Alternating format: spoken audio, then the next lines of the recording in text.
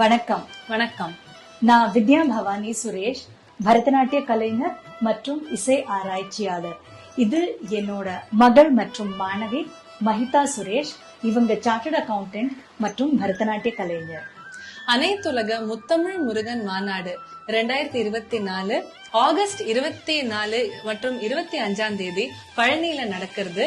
அதுல நாங்க ஆகஸ்ட் 25 காலை 8:20 மணிக்கு முருகனும் பரதமும் நடத்தியும்ல ஒரு நாட்டிய நிகழ்ச்சியை நடத்துறோம். இது எங்களுக்கு நடத்துல ரொம்ப சந்தோஷம். இது திருமுருகாற்றுப்படையிலிருந்து எடுத்து அமைச்ச ஒரு நிகழ்ச்சி.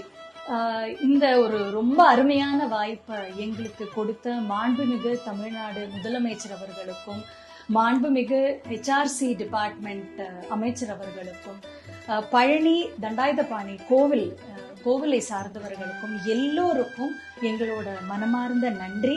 இது ரொம்ப பெரிய அளவுல நம்ம கவர்மெண்ட் நடத்துற ஒரு பெரிய மாநாடு.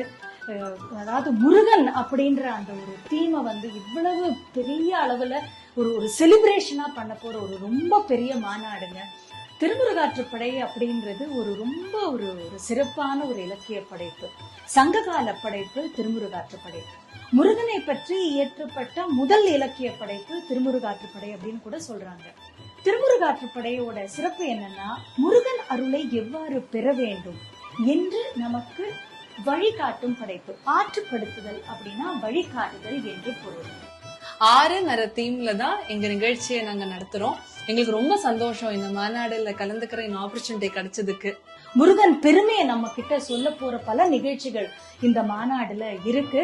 எல்லாரும் கண்டிப்பா வாங்க. அந்த 2 நாளும் முழுவதும் பழனியில இருந்து இந்த மாநாடுல நீங்களும் கலந்துக்கணும் அப்படின்னு நான் கேட்டுக்கிறேன். வணக்கம். வணக்கம்.